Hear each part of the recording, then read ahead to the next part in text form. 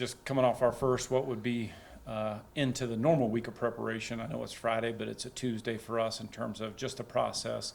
It was great to have a couple extra days this week to try to let some of the guys heal up that have been playing banged up, and then also have an opportunity to get some reps to some guys that maybe they've been on the travel squad, maybe haven't played quite as many reps in the game. So it's great to be able to have a few extra days to do some of those things. And obviously now we transition to midweek, which, obviously it's a different night.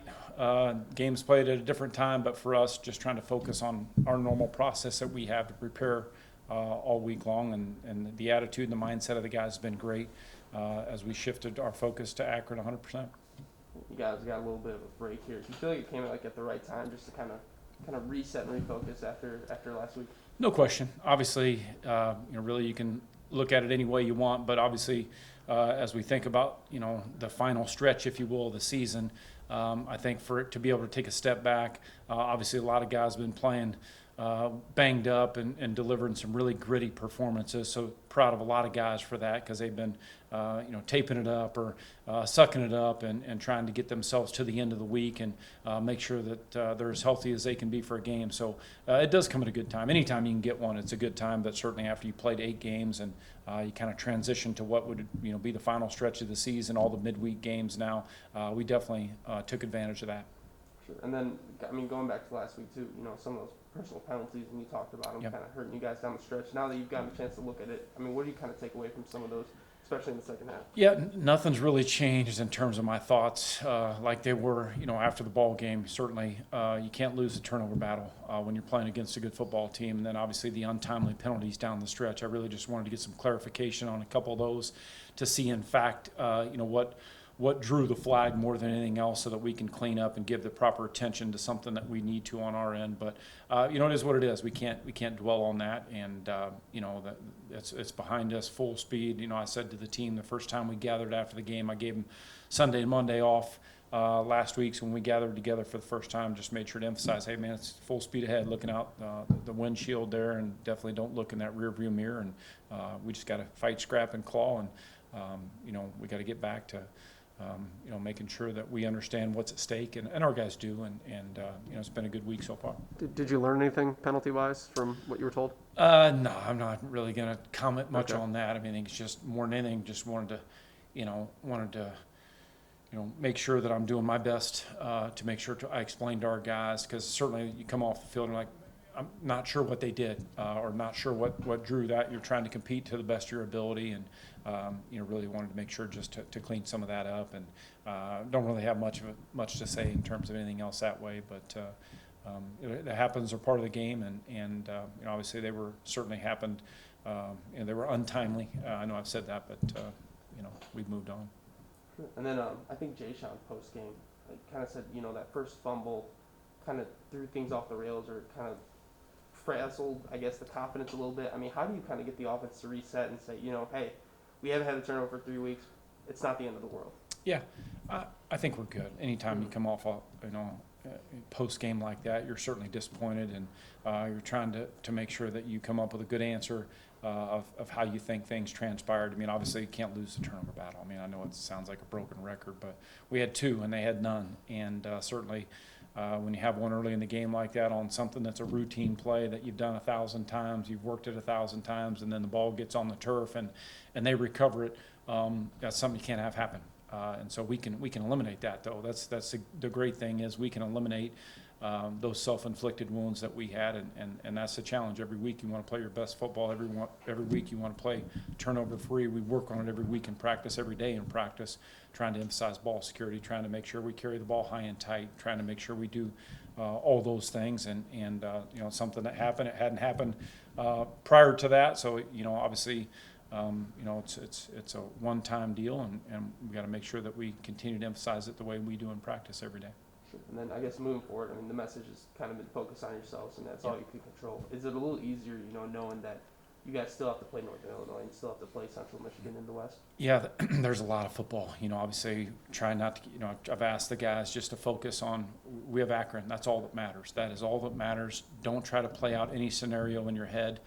Don't try to look ahead and say, hey, well, if this happens and that happens. We just need to make sure we focus on our week of practice here, focus on our process, focus on today was Tuesday. I know it's Friday, but today was Tuesday for us. Tomorrow's Wednesday. We just got to, keep attacking that, and our confidence is good. The attitude, the outlook, the mental toughness of our football team is good, and we'll be fine. We just got to make sure that, all the focus, all the attention is going to be on Akron. Obviously, we transition to playing at night. You get a lot of exposure that way, which is always fun for the guys, and obviously we'll be looking forward to catching up on a little bit of rest on that bus ride. Sure. And then just two more for me. I guess I heard you guys on the podcast yesterday talking about the recruits, and you had like 270. How does that compare maybe to a couple years ago?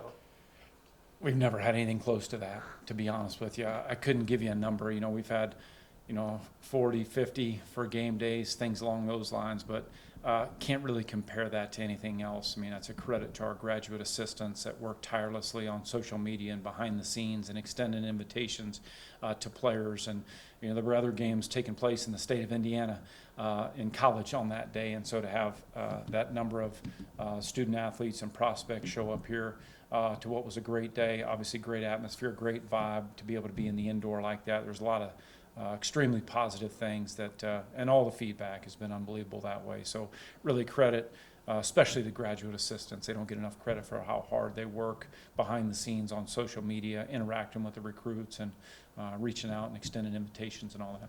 For sure. And I know I asked the post game too, but with Brandon Martin coming back, and you said he means a lot to you, means a lot to this team. Yep. I mean, what does he mean to you and this team as a whole, just having him back? Yeah, I mean, as a coach, when every year when you start out and you try to set, these are the expectations for the year. This is what you're trying to emphasize in your program, and it all starts with accountability. It all starts with, do you compete every day in everything that you do? And we've set a definition for compete around here. It's, did you give yourself and your teammates a chance to get better? I mean, he's Tough Cardinal #1. He's been always up there every year in the Tough Cardinal rankings, and that just means he's taking care of business academically. He's taking care of business on the practice field. He's taking care of business in the weight room. He's taking care of business accountability-wise, and he's playing at a high level, and he's got a smile on his face, and he's contagious, and he's an unbelievable ambassador. Whenever I go somewhere with Brandon Martin and we both have to speak, I'm going to get second place. He speaks better than me. He's a stud. And I tell him, I'm like, there's nothing really that, you're listening to a young man that is just impressive and everything that he does. And I couldn't ask for a guy, when you talk about being a player-led team and a player-led program, it starts with guys, and Brandon Martin is as good as it gets and has been. And think about, the challenges that he's had in his career. He's had some injuries that, he's just come back stronger than ever. He just attacks his rehab with a smile and a enthusiasm unknown to mankind, and always comes back stronger than ever. And so I love the guy. I'm going to miss him. I'm not done trying to talk him into coming back. I'm still working on that. I'm not going to give up. I'm going to use his I'm gonna have his same mental toughness that he had. I'm gonna use that same mental toughness on him to keep talking him into maybe coming back for one more. Mike, I want to go back to the turnover question, not from the ones that you guys had, but from the lack of them on the other end, because you guys had been so good at that in recent weeks. And I guess part of that came with pressure, and Brett had a lot of time to throw for Miami. What did you see differently in terms of what they did pass pro against you guys, or what didn't allow turnovers the way you guys had been getting them? Well, we got the ball out the one time there with Christian, but they recovered it. Obviously when the ball came out on our end, they recovered it, and so there's nothing. Obviously they did a good job. You have to credit them for doing a good job of taking care of the ball and not turning it over. That's your goal. Every coach's goal for every game: win the turnover battle. You can just go through a game book, a random game book, and if you didn't even look at the score yet, you could probably go down, whoa, wait a minute, they turned it over twice, they turned over none. Well, pretty good chance. So every week that's what you work on as a coach, and so you just have to credit them. They didn't, and it's nothing that we did any different. Obviously we got to, every week you want to get pressure, every week you want to stop the run, every week you want to make the available play. Obviously I know it was hot, but Jay had an opportunity down there in the red zone, and that ball was coming fast. But we've come up with those. You think about earlier in the year when he came up with one of those. So again, we had some opportunities. We didn't capitalize when we had those opportunities. And then with it being the type of week that it is, you talked about getting some younger guys in there. I feel like with the COVID year thrown in there, we've all forgotten about the 4-game red shirt, which was the hot topic previously, eligibility-wise. With 4 games left, what are you guys looking at roster-wise in terms of, or are there some guys that you're saying like, hey, we haven't gotten him in a lot, we kind of want to, he's earned it in practice? Are there some guys that have showed that they're capable here down the stretch? No question. There's some guys that haven't played yet that obviously we expect to play as we approach the final stretch of the season. And then there's also some guys that taken a step back as well that have maybe played in 2 or 3 games, and we want to make sure that, hey, we're at this point. If he's only going to get 8 or 10 snaps a game, let's be smart here. Let's make sure that we don't burn his redshirt year. Let's play him in 4. Let's make sure, when is that 3rd one? When is that 4th one? We've had a lot of those discussions have taken place. Because this is really the only real time that we've had to discuss that.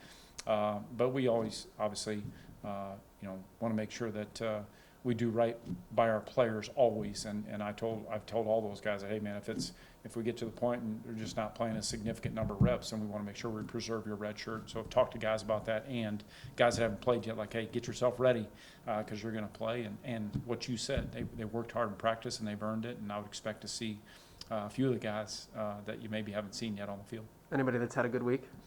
There's really a lot of them. I mean, obviously, when you come out to practice, without sharing too much information there, when you come out to practice, I have a lot of respect for how hard guys practice and how hard they go about their work. And that, again, you credit the older players on our program, credit the Brandon Martins, credit the Bryce Cosby's, credit the older players on our program for those are the standards. That's how we practice. And, when you're young, you come in and learn from those guys. That's a good group of guys to learn from.